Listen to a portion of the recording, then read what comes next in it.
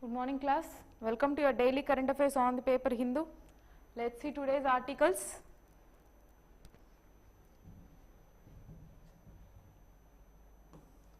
So yeah, horseshoe crabs are disappearing, we will see that in page 16. Before that, other important articles.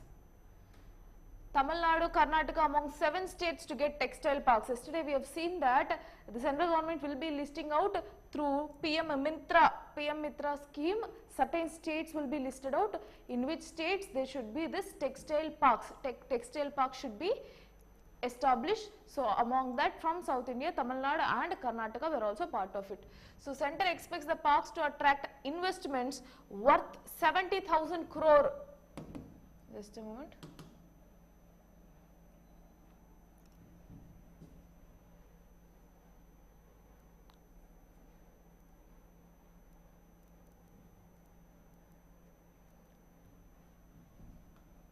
So they are expecting that through this particular textile parks, they are expecting a net worth of investments 70,000 crore investments and generate jobs of 20 lakh people and create an integrated value chain for the sectors, says Textile Ministry Piyush Goyal. So he mentioned that through this textile parks we will be establishing different textile parks in different states and we will be attracting an estimation amount of investments that is about 70,000 crore. So the center has selected the sites in Tamil Nadu, Telangana, Karnataka, Gujarat, Maharashtra, Madhya Pradesh, Uttar Pradesh. So what are the states that they have selected? Tamil Nadu, Telangana, Karnataka, Gujarat, Madhya Pradesh and Maharashtra. So in all, and Uttar Pradesh, in all these places they will be setting up new textile parks under the name PM Mitra. So under the scheme of PM Mitra, what is the scheme? PM Mega Integrated Textile Regions Apparel. So through that particular scheme, they will be establishing textile parks and their motto is 4F, farm to fiber, to factory, to foreign. So that is their motto. Okay. So that is about this article. Next.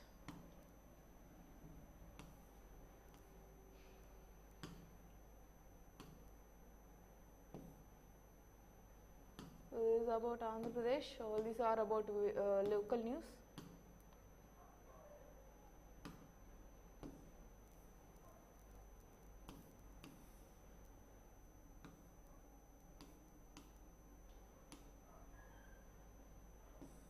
Indian Institute of Astrophysics, important for your SNT. So currently, Indian Institute of Astrophysics researchers developed a low-cost star sensor. So what is this star sensor and who has developed it? Who has developed it? Researchers of Indian Institute of Astrophysics of these people from Bangalore. They have developed this star sensor. So what is this low-cost star sensor? Now whenever we are sending out a particular satellite into space, we never know the exact position. So the satellite needs to be knowing to which position it is exactly placed at. In order to understand that position, this particular star sensor is useful.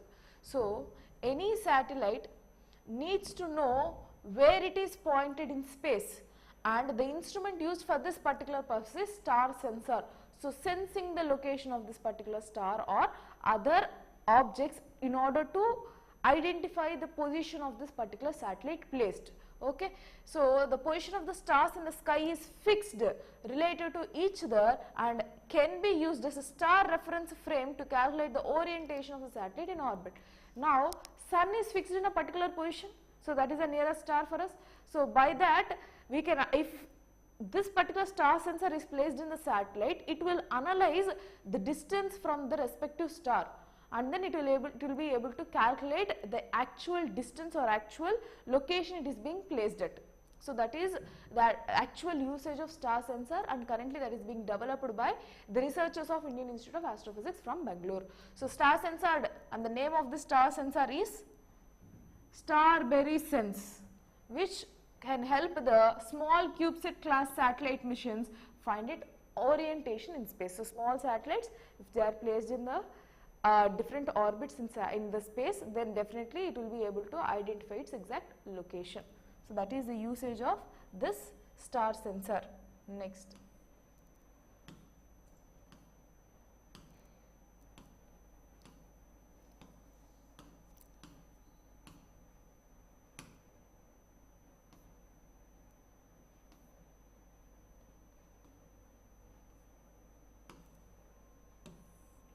So, I have already told that they have been Tamil Nadu and Karnataka has been selected among other states in which this textile parks will be established.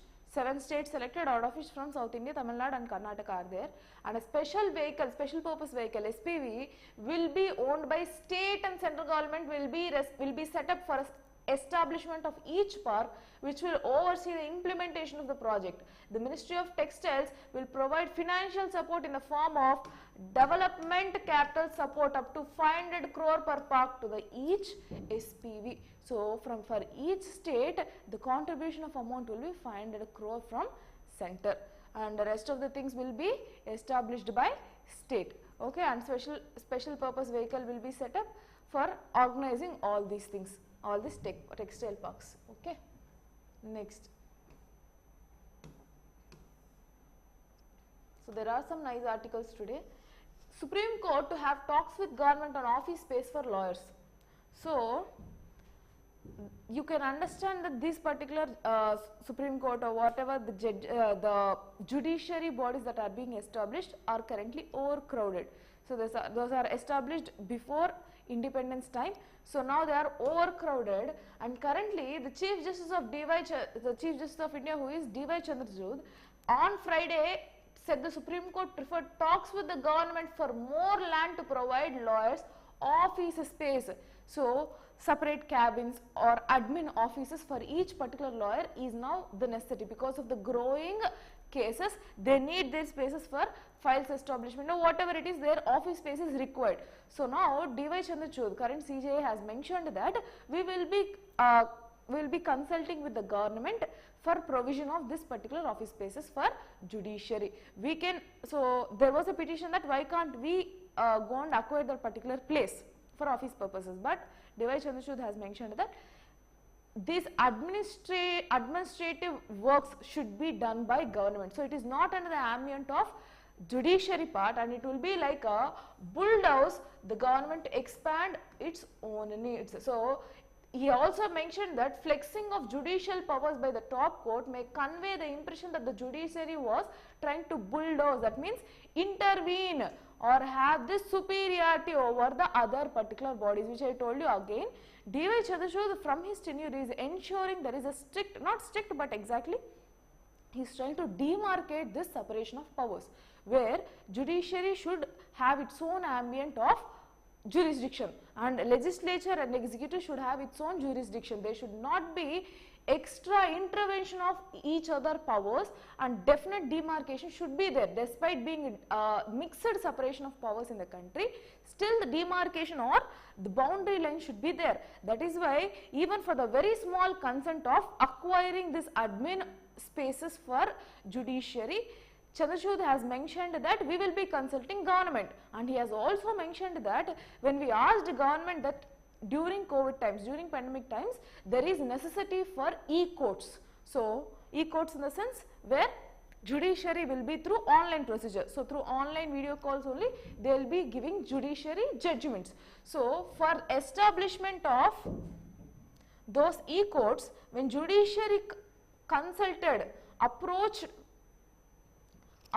the government, they have given directly 7,000 crore for the technological backup or for infrastructure for establishment of this e-courts without having any question asked. So, without a single culling, they have given that, allocated this 7,000 crore, because whenever there is a necessary, they come up with, so government is in support with judiciary. So, keeping that in mind, we cannot directly intrude into their powers, it will be judicial overreach. So, let us go and consult the government for this particular office space. So, here the thing which is important is they are demarcating their powers, that you need to understand.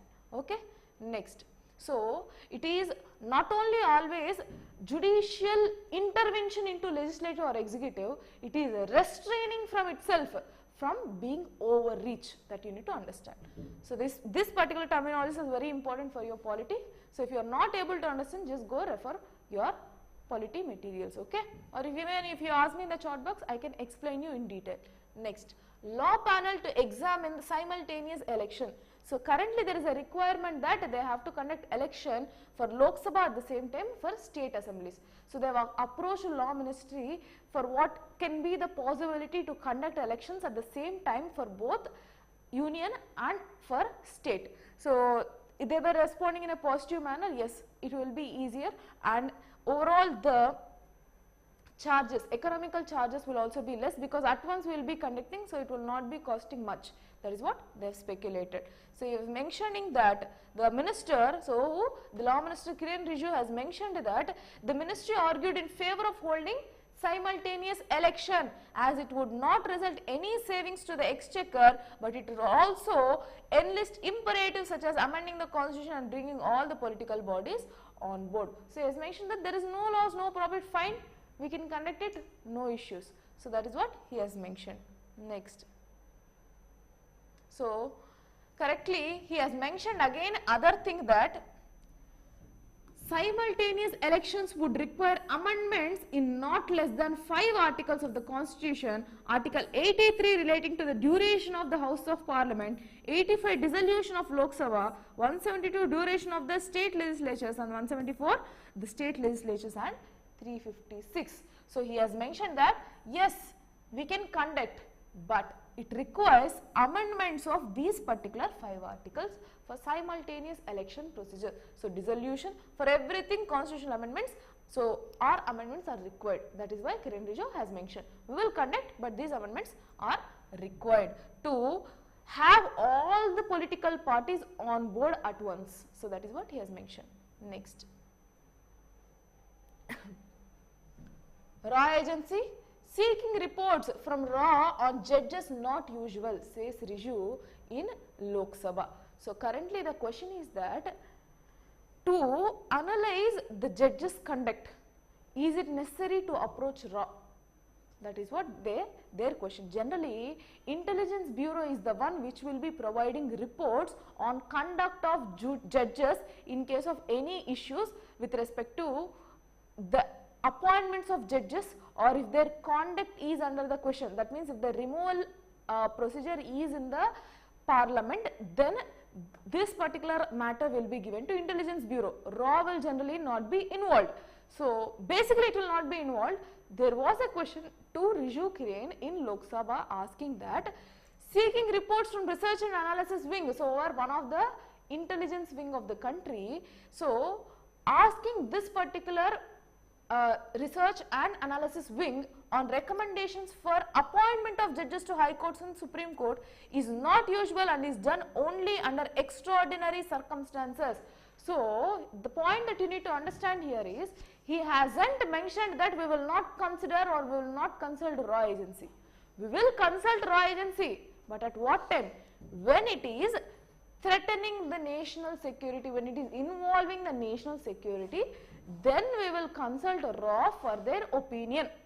That is what Kiren Rijiju has mentioned. So a new point where the conduct of judges will be inquired by the legislature, by the executive, whenever it is threatening the national security. Very, very important for your polity and separation of powers again. Okay. Next.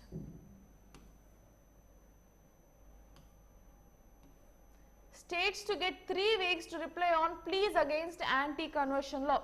So it's an ongoing tussle where almost every other state have their own anti-conversion laws. So religious conversions are mostly banned in many of the states in the country. So there is a state list, and many of the states have their own individual laws where they ban this conversion from one religion to another religion. Here the question is, okay, the positive end is forcible conversions will not be prevailing in the state, that is fine. But the second thing is, what about the situation of people who are really interested to convert into their own other religion? So fundamental right guarantees your right to have your own religion, right? You have religious rights through fundamental rights, and these rights are being compromised when there are anti-conversion laws. So currently Supreme Court has given these states 3 weeks time to give their explanation on why they have created this anti-conversion law. What is the rationale behind it? So the Supreme Court on Friday gave states 3 more weeks to file counter affidavits. So affidavits have been framed by the petitions earlier, stating that we need this freedom of religion. If we wanted to convert to another religion, we should have that freedom to convert. Why the states are abstaining us from that? So now Supreme Court has given 3 weeks time for the states to counter affidavit. So provide your counter argument on this particular issue. So we need your rationale behind acceptance of or having this particular law for anti-conversion. That is what Supreme Court has told. Almost 40 people are on the run, and missionaries catering to the needs of the poor in Uttar Pradesh have been shut down owing to these statutes. So because of this strict anti-conversion laws existing in the country, especially in some states like Uttar Pradesh, almost 40 different unions, 40 different people of run and missionaries, so different missionaries have been shut down because of this anti-conversion laws. Okay, so that is what he has mentioned. So yeah, rest all these you can read, nothing more than that is required from this article. Next, almost 5,000, so 4,999 YouTube links were being blocked, says who? IT Ministry. Why this article is important? Important for your polity, freedom of speech and expression. So media ethics, your freedom for media, social media is also guaranteed through your article 19(1)(a), and it is being compromised at one particular end, which is a criticism, and why it has been blocked. As many as 5,000, so 4,999 YouTube links have been blocked by Union government so far, the Ministry of Electronics and Information Technology said in Rajya Sabha on Friday. So these include individual YouTube videos and entire channels. These orders were passed under which particular act? So the orders were passed through Information Technology Procedure and Safeguards for Blocking Access of Information for the Public Rules 2009, and do not include channels and videos taken down in the response to court orders. So this doesn't include the channels which are being blocked due to Supreme Court orders.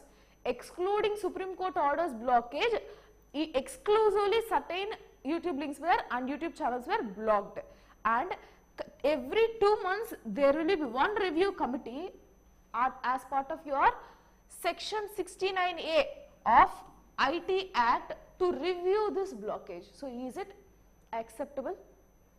Is it really relevant to block this particular articles or not? So for that there will be review committee established for every 2 months. They will meet and they will identify, is it actually necessary, is it valid to block this particular links or not. Okay. So yeah, that is about that article. Next,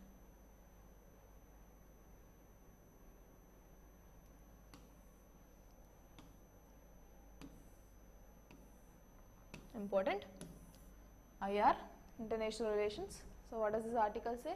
India to host African Chiefs Conclave field training exercise. So we are going to host what? African training exercise. So recently we have seen that we are hosting different training exercise, that may be military exercise, naval exercise, all these things we are planning. Even with Australia we have planned, with France we have planned, and now with Africa. What does it name says? APPSC 2023 or APPSC 23. So this is Indian Army is set to host the 2nd edition of Africa and India field training exercise from March 21st to 30, and the African Chiefs Conclave on March 28th. So these two exercises, training exercises, India is going to host, where African Chiefs Conclave on March 28th, whereas this training exercise will be conducted from those dates not required, but the name is important, which is APPSC. Okay, APPSC 23. The objective is to build upon the initiatives to strengthen Indo-African relationship with a focus on enhancing peace and creating opportunities to exchange ideas. So that is our international foreign policy. So that is our foreign policy, right? To establish peace and security, and also to have positive relationship with other countries. That's all. So APPSC is something which is important for your prelims perspective too. Important. That is the 2nd edition that India is conducting right now. Okay. Next. SC6 reply to miners' petition on saving Western Ghats. So environment wise, Western Ghats is being, the environmental perspective of Western Ghats is being not protected, and it is being under the influence of anthropogenic activities. So a miner has filed a petition, minor in the sense under 18 child, Kavya, her name is Kavya. she has filed a petition and to Supreme Court directly. So the court asked Environment Ministry to file counter affidavit to file to the plea seeking the reinstating recommendations of Gadgil report.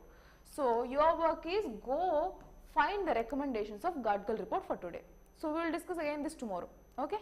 Your work for today is find out what are the recommendations given by Gadgil report as part of your environment, important for your GS3 environment part UPSC. So the Supreme Court on Friday directed the Environment Ministry to file its counter affidavit to a petition filed by minor M. Kavya, the resident of Nilgiri, seeking judicial intervention to protect the Western Ghats from destruction. So it is being destruction, it is under the process of destruction. So she has mentioned to the court that please do some activity, please protect our biodiversity from further destruction. So that is what she has mentioned, and Supreme Court has asked the Environment Ministry to file a counter affidavit, give your argument. She is asking for update. So justice in terms of generational equity is the one she has mentioned. So we have the sustainable development goals. What is the sustainable usage of our resources? So it is a popular dialogue that, or a popular statement that whatever the resources that we are using today is not something which has been attained from our future, from our older generations, but it is something which we are using it from our future generations. So we need to give the same to our future generations too. We are using something, we are consuming something which needs to be given to future generation. So this usage of sustainable or consumption of resources in a sustainable way is called sustainable development, right? Conserving your environment to future generations is something which is we are focusing right now. Okay. So currently she has mentioned, so the children has asked justice in terms of intergeneration equity. So you are having your environment right, you are enjoying the environment, you are using it for your own purposes, but what about the future generations? Do we have this intergeneration equity for using the environment? You are destructing it. How will the future generations be benefited? We need that equity. So that term is really important. You can quote it in your essay part 2, where environment perspective is being asked, where justice in terms of intergenerational equity, that is what is required. Constructive criticism for environment protection. Okay. So they sought for effective, sustainable and credible conservation regime for the Western Ghats, its diverse ecosystems and ecologically sensitive zones. That is what they have asked. We need it to be environmentally protected. That biodiversity should be conserved. That is what they have asked. Okay. And next, horseshoe crabs disappearing off Odisha's coast. Scientists worried. So this horseshoe crabs is the one which has been existing for around 450 million years ago. So from paleontological studies, it is understood that the age of this particular horseshoe crabs dated around 450 million years ago, and it was undisturbed for any change of biological or environmental perspectives. So it has its own strong immunity, and the blood of this particular crab is very important for the preparation of rapid diagnostic reagents. So diagnostic reagents for this particular infrastructure or checking mechanism. So if you are going for a blood test, then they add some reagents, right? Test tubes, whatever the glasses that they are using, they used to have some chemicals put into it.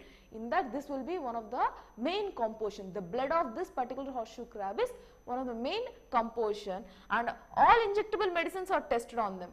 Whatever the injectable medicines are there, that are being tested on this particular horseshoe crab, but because of this disappearance, and if you are not able to conserve this particular horseshoe crab, it will be extinct. That is what they have mentioned.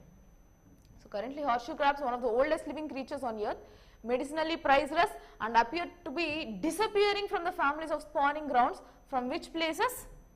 In Orissa, along Chandipur, Balaramgadi coast of Odisha's Balasar district. So it is placed near Orissa and it is disappearing.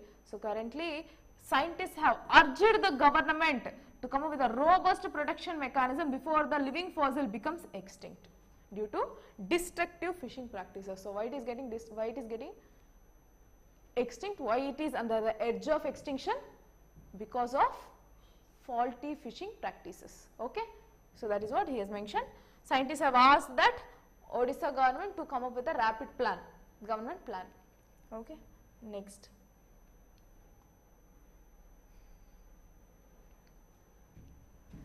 So we haven't discussed much about Russia-Ukraine war, and today there was yesterday there was a strong reaction from International Court of Justice, International Criminal Court. It has mentioned or it has issued arrest warrant for Russia's president. One of the strongest news. Now from tomorrow, tomorrow's news will be more interesting on this. So what is actual reaction from Russia? So today that will happen and tomorrow we will have it as a current affair. We will discuss more about that tomorrow. So issued against Putin, stating that Putin was the person actually responsible for this activities, inhuman activities in Ukraine. This war conditions, he is the man behind it, so he needs to be arrested. That is what International Criminal Court has stated. So he has mentioned that Mr. Putin was allegedly responsible both directly by committing the acts and for the failure of exercising controlling properly over civilian and military subordinates who committed the acts or allowed for their commission. So he is responsible for war. That is what they have mentioned. And Putin is allegedly responsible for the war of, for the war crime. Understand the terminologies clearly. He is responsible for the war crime of unlawful deportation of population children and that of unlawful transfer of population children from occupied areas of Ukraine to the Russian Federation. So this unlawful deportation, even war ethics is something there. When you are fighting a war against one particular country, humanitarian facilities should be guaranteed, children and women should be protected, and innocent people of that particular state or that particular country should be protected. All these are some war ethics that needs to be followed in the international global arena, wherever it is. But these children who are present in Ukraine are unlawfully deported into Russia Federation. Russia Federation, they are trying to deport these particular people. So to give them nationality of Russia. Are you able to understand? So their rights are being compromised. So they have issued this arrest warrant against Putin. Okay, next. So another thing here that you need to understand is, but for this International Criminal Court, Russia is not part of it. So how Russia is going to react on this particular issue is yet to be watched. That is why I told you tomorrow it will be interesting to know what will be the response of Russia on this. Fine, next.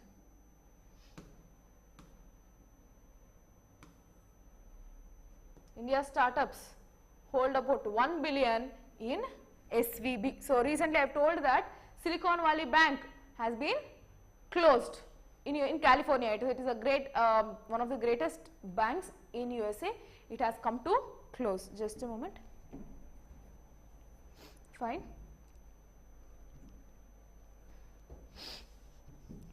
So currently this Silicon Valley Bank has been closed. So Chandrasekhar is our Minister of State for Electronics and Information Technology. For the mighty, he is a ministry. Who? Rajiv Chandrasekhar. He has mentioned that almost 1 billion the startups hold 1 billion in SVB. So Indian startups have been impacted by the collapse of California. Recently they have mentioned that because of collapse of USA's banks, it will be less impactful on the country, on our country. However, startups which are relying on SVB will have impact. That is what they have mentioned. Currently, as per the analysis of mighty ministry, it is clear that almost $1 billion is the amount that is being invested from SVB and the startups that are in India, and they are getting impacted because of this collapse of this particular bank. Okay. So the minister said that of this about 200 million had been moved to the bank accounts in Gift City. So $200 million have been moved as of now, but totally how much is the impact? $1 billion. So totally 800 millions is the difference which is directly impacting the startups present in our country. Okay. So the issue how do we do is startups transition from the Indian banks system rather than depend on the complex cross-border US banking system with all uncertainties coming in this month. So he has mentioned that now we need to give them facilities from Indian banks. We have to convert them to Indian banks, but how this is possible, that is something which we need to work on. That is what ministry has mentioned. Okay. Next. So you need to understand that globally there is a lot of economical transition that is witnessing. So you need to understand, and that impact is showcasing on our country. So yes, that is the last article. So these are all about sports. Right now we can ignore articles on sports, not required. So that's it for today. Thank you for the session. Good day.